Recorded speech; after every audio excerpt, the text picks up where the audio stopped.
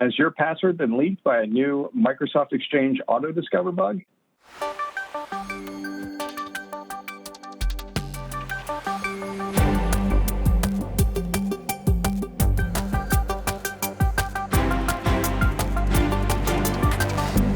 So, John, I understand you've got a story about a Microsoft Exchange issue.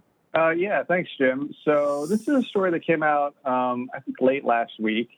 And there's a security research group called Guardicore. They revealed that there's an implementation of the Autodiscover protocol, specifically with Microsoft Exchange, that can kind of unintentionally allow credentials to be leaked if someone registers domains. So basically the way it works is, so let's say, probably a lot of you are familiar with Microsoft Outlook. And Microsoft Outlook, the client is, vulnerable to this, issue. But basically what happens is when you bring up Outlook and you want to register you want to set up for your particular email account, it'll ask you, what is your email account? So like, let's say I put in john@example.com as my email account. So what it does in the background, the Microsoft Outlook will try to figure out, Autodiscover, what the email settings are for that domain. So it'll try to go to autodiscover.example.com with a specific URL, autodiscover.xml. If it doesn't get that, it'll try example.com/autodiscover blah blah blah.xml. See if that's available. If not, so all those two are fine. If you go to autodiscover.example.com, because that's my domain, let's say I'm just pretending example.com is my domain. And then the next one is example.com/autodiscover.xml. If neither of those are available, it does kind of this back off protocol. It says, well, what about just like anything under .com?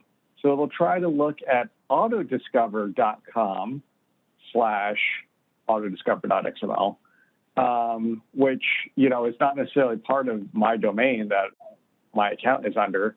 But if somebody surreptitiously registers that domain and just waits for incoming requests, what happens then, that's what these researchers did. They discovered that if you register like autodiscover.com, and I'll mention some other ones in a second, what happens is the Outlook client will actually try to send the login ID and password to that domain as part of that authentication setup protocol. So obviously, it can leak a lot of account credentials unintentionally behind the scenes as part of this Autodiscover setup.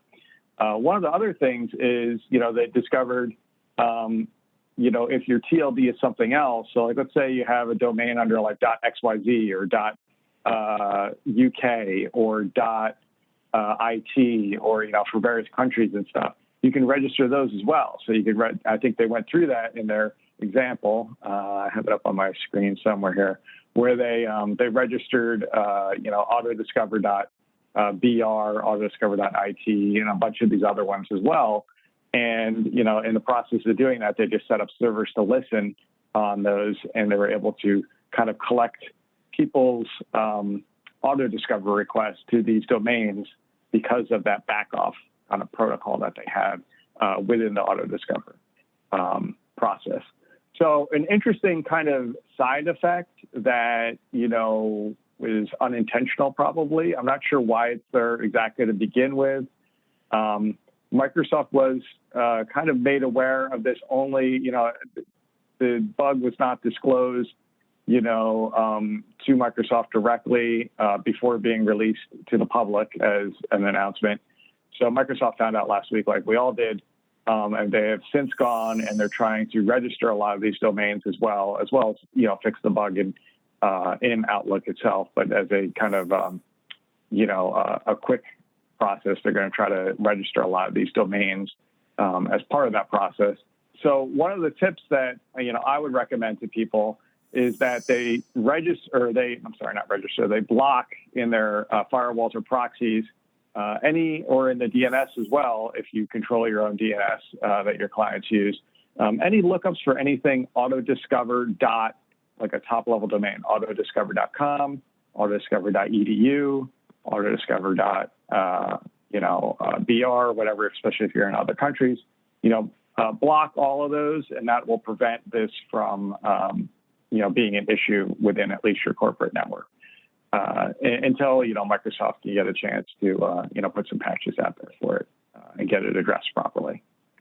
And anyway, I just thought it was interesting. I think there was another very similar bug that was escaping me. I don't know if John or Jim remember, but I want to say like 5-6 years ago, there was another very similar thing where people were squatting on domains unintentionally, and, that were kind of like accidentally being looked up in a similar fashion, not necessarily related to email and exchange, but for some other purpose. It's not escaping me now. Anyway, just another similar case to that. And the domain squatting is pretty common, right? Like the goggles.com and those domains that look almost like, your item. I guess the question I would have, John, is, was all of this communication, even if it went there, was it encrypted through HTTPS or was it unencrypted? I mean, that's been, I know, a problem in the past, is that not only could the endpoint capture this, but all the man-in-the-middles could also capture it. So it does try to, the initial attempt is to try to go HTTPS. If that's not available, it'll try HTTP. Then it'll back off to the next URL, HTTPS, and then HTTP, and then, down to the ones that you don't want it to use that are not part of your domain.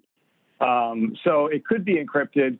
I don't know if there's additional encoding in the way that the credentials are passed along to, the untrusted website, so to speak.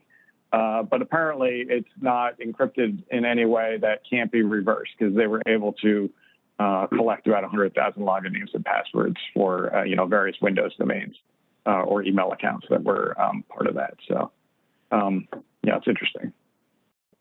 Okay. I think Jim's trying to talk, maybe.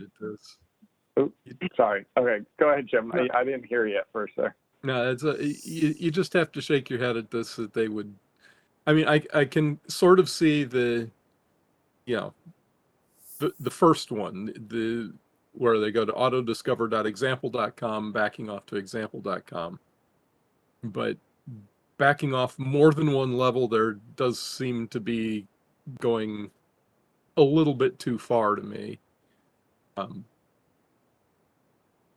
I suppose if you've got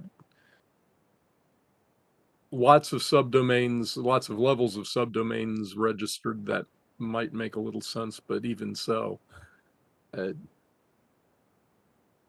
seems a little bit odd to me. Yeah, I really had to scratch my head too. In what universe would a top-level domain ever really know something about my email? Or, it just doesn't make any sense from that aspect. So I'm not quite sure why it was there to begin with either. I don't know if Microsoft's commented as to why that backup procedure went that far down the chain like that. But, there must be some reason that they had that in there. Otherwise, probably some edge case that, needed to be handled.